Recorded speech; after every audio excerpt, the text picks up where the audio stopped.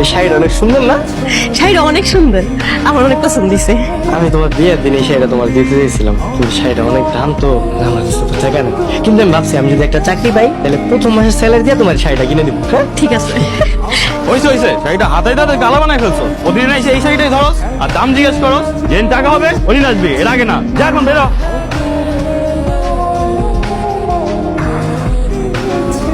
শাড়িটার দাম কত? 15,000 টাকা। আচ্ছা আমি একটু দেখি। এই আগে যে হাত ধোয়, অবশ্য হাত ধোয় লাভ নাই, কারণ এই শাড়ি কেনার আমাদের সামর্থ্য তোদের নাই। শুধু শুধু দোকানের পরিবেশটা নষ্ট করো। যা এখানে যা।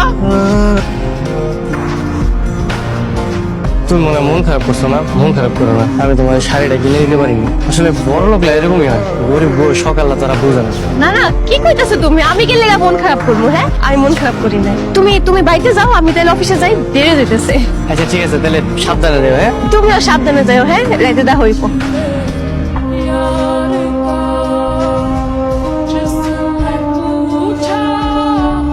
আপনারা যারা এইভাবে কেন এসেছেন? কে আমরা?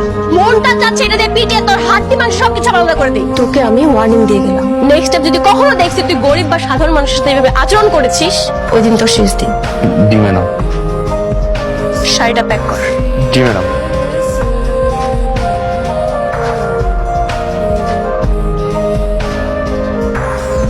আমার কেমন লাগতেছে? আরে এই শাড়িটা ওই দোকানের শাড়ি না? হ্যাঁ সুন্দর না? তোমার তো অনেক সুন্দর লাগতেছে, কিন্তু কই পেলা তুমি এটা? আমি তো এটা গুলিস্তান থেকে নিছি, পুরা একই রকম দেখতে না? দেখো ও খুব সুন্দর লাগতেছে। কয় টাকা নিচ্ছে? 500 নিছি। হাই হাই, দেখছো? আর এই শাড়িটার শোরুমে 15,000 টাকা দাম দিয়ে রাখছে। বড় লোক টাকার কোনো দাম নাই, মানে এই কারণে আমি বড় লোক সহ্য করতে পারি না। আচ্ছা সত্যি করে একটা কথা বলতো, তুমি কি সব বড় লোক এমন খারাপ মনে করো? না, সবাই রে না, কিন্তু কিছু কিছু মানুষ আর কি।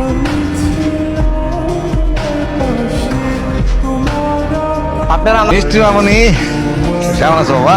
আরে বিআই সাহেব, এই কিছুক্ষণ আগেই আপনার কথা বলতেছিলাম, আপনি মেলা দিন বাঁচবেন। তুমি হঠাৎ? হঠাৎ তোমার মানে তোর কথা মনে পড়ছে, তারপরে তোরে দেখতে ইচ্ছা করছে, এই জন্য আসছি। খুব ভালো কাজ করছিলাম বাজান।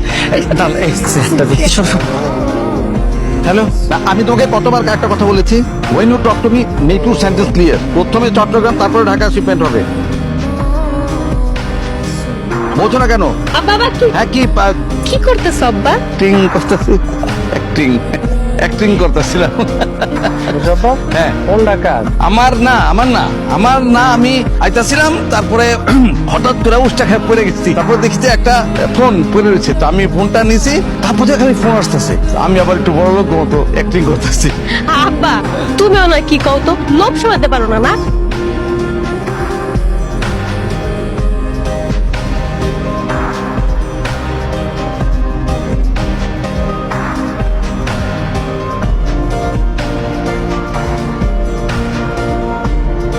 কিরে মামা, এনে চুপচাপ পয়সা আছোস, মন খারাপ? মামা তুমি দেখে বহু, তোমাদের কথা আছে। কি কথা? মামা আমার না সবকিছু কেমন গরমিল লাগতেছে। বৃষ্টি কি সত্যি গরিব? মানে ওই কি তোমাকে ওই যে অফিসে রান্নার কাজ করে আর ওর বাপে কি দর্জি?